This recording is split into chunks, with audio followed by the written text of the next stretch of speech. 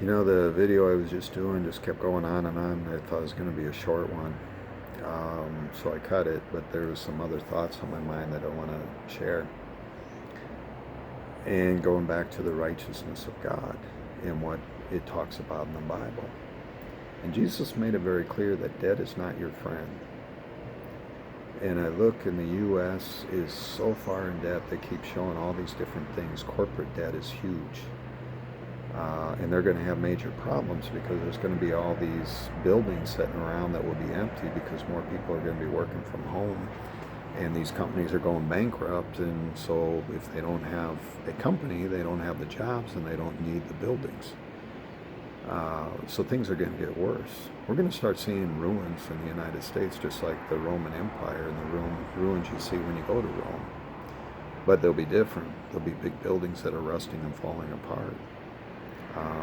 When you go into the bad parts of the cities of Chicago or New York or even Des Moines or whatever, and you see how run down it is, you're going to see more and more of that everywhere. But the main point is, I want to use my life, and I made this point before, but it's on my mind in the last couple of days to make the point again. I've always made good money. I've always followed what is right to do to make that kind of money. The difference is, in my old life, I spent that money and then some. And that's what the U.S. is doing now. The U.S. has been printing money like crazy. We've gone from, like $2 trillion in debt when George Bush Jr. came into power, to Obama really printing a lot of money, or the Fed during his term, and now Trump the same thing. Even though Trump on his promises running for president said he was going to get rid of the deficit, it's exploded. Now I can't say it's all his fault. Nobody expected to see this virus, and which is nothing, by the way, but they made it a big deal and locked everything down, and so you don't have a whole lot of choice, either to let everything just go kaboom and it's done now, or start printing money. And if you want to get reelected, you start printing money. That's what they did. But the point is, in my old life, even though I was making a lot of money, I drove really fancy cars. I had 3 of them. There's only 2 people in the house that could drive. I was getting new boats all the time, getting bigger and bigger and more expensive boats. Then I bought a jet ski. We were traveling 4 or 5 times a year all over the country. Some of the trips were free because of the being a stockbroker and winning trips, but it still costs you money to go, even if they're free. And the point is, we were spending more money than we were bringing in, and it never worked, and I never had money. We had some money saved, but when 2001, or right after 1999 came, and all these .coms started going broke, and the market crashed, so did my portfolio. And between that and getting divorced and everything, it all wiped me out. Best thing that ever happened to me, by the way, because it woke me up. This go around, there's so many people that are going through what I went through 16 to 18 years ago, even longer than that. It took a long time before I got to the point where things started clicking in the right direction. But this time around, the wife that I have now versus who I had then, she's tight, and it's a good thing for me. We don't drive brand new cars. I don't have 3, well, actually we do have 3 cars, but we have 3 people that drive them. And none of the 3 is new and expensive, and none of them we have payments on. We don't owe any money on a mortgage, and I'm not retaking out second mortgages over and over to finance our debt so we can keep living above our means. We don't owe nothing to anybody. We have multiple properties, and they all have been paid for with cash. Right now we're in the process of building another home that's all paid for with cash.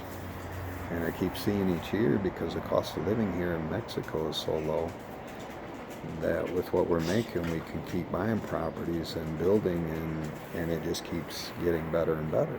And we have no debt. And that's the whole point.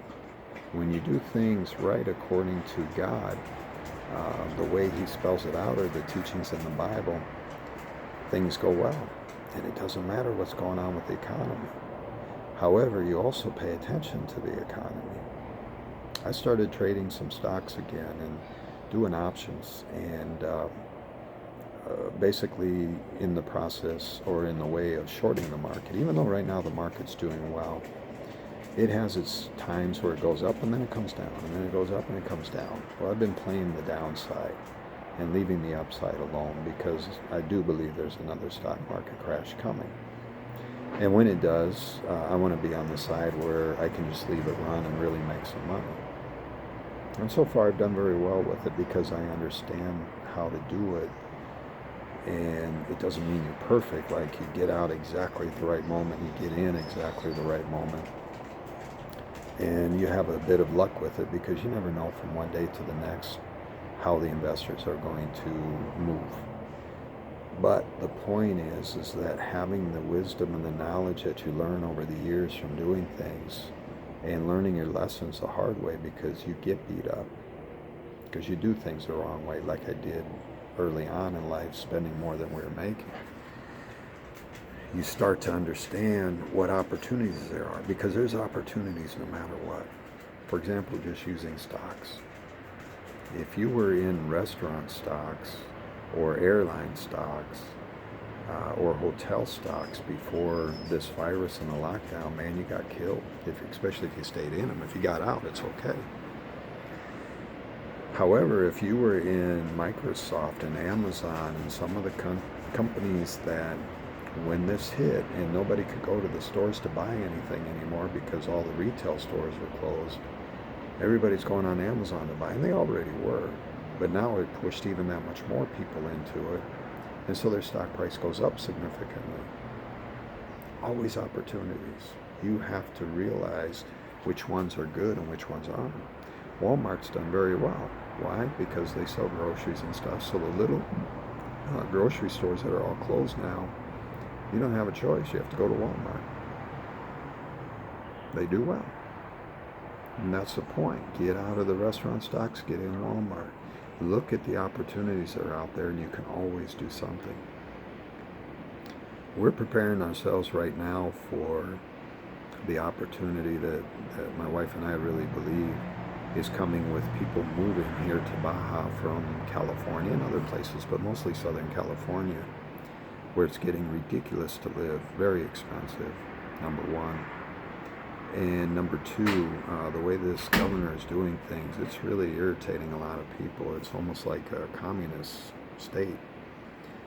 But mostly it's just because of the cost of living. And so many of those people are at an age where they're not going to get another job when they lost it, and they see the handwriting on the wall, so they're going to take early retirement. And quite a few of them will have homes, and they've appreciated a lot over the last few years, so their bill come down with cash. So with them, we keep selling some homes. I don't think the real estate market's going to get hit that hard here. Time will tell.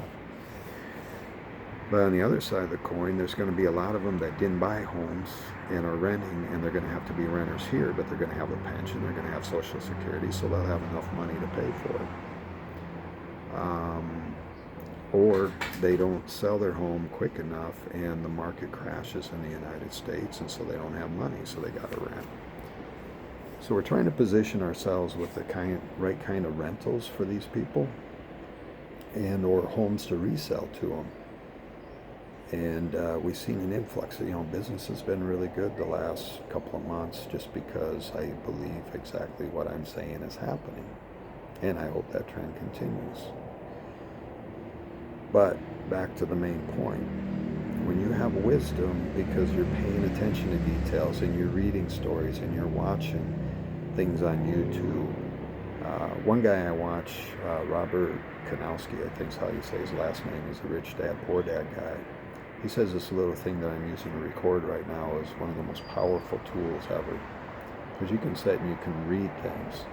You can watch YouTube videos, and not movies and stupid, funny things, but real informative things. I'm watching him, and I'm watching all kinds of different reports, and, they try to make it with a lot of drama, and we're really in trouble. And you have to read through a lot of it and put different pieces together. But when you do that, you start to come with a lot of wisdom of, okay, how do I do things so that I can make money? And it goes back to God. If you're doing things in righteousness, he teaches you things and he shows you things when you're seeking the truth. And the truth is in all levels. And as it says with the story of the talents, we're expected to take 5 and make 10, or take 2 and make 4. We're not supposed to just sit on our money and go, oh, I don't know what to do, so nothing. You'll pay the price for that. Keep in mind, it's not about money. It's about doing what's right, because in the end, all of the assets, they're God's anyways. He'll take them and he'll do whatever he wants with them. He reminds me of that all the time. This isn't mine. I get to enjoy it. I'm enjoying having the ocean right in front of me as I'm looking at it, and the house that he's given us, and other things. But the point is, we have to do well with it, and we have to have wisdom. And if you're really seeking the truth of God, the truth is a truth across all aspects of everything. Whether it's when I was playing sports and being able to compete at a higher level than physically I should have, or with money, or with sales, or with, what assets should I buy or not buy, because that makes a big difference too. I could go up in the hills and buy some lots for dirt cheap and build homes, but the problem is they won't resell. Where if I buy a good lot in a good community oceanfront, even though the lot's a lot more expensive, it will resell well. I see a lot of people make those mistakes. They're like, well, I can buy a lot up in the hills instead of this one you're trying to sell for this price. Yes, you can, but you won't resell it. And some of them do it anyways, and they find out the hard way. You have to know. You have to have an understanding. You have to have wisdom. And the wisdom comes from paying attention to what's going on around you. But it also is because God's making you aware of what's going on around you and how to use that wisdom to your benefit, but mostly to his, if you are right with him. So it all comes back to the same thing, as always seek first the kingdom of God and its righteousness, and then everything else will be given to you. Peace.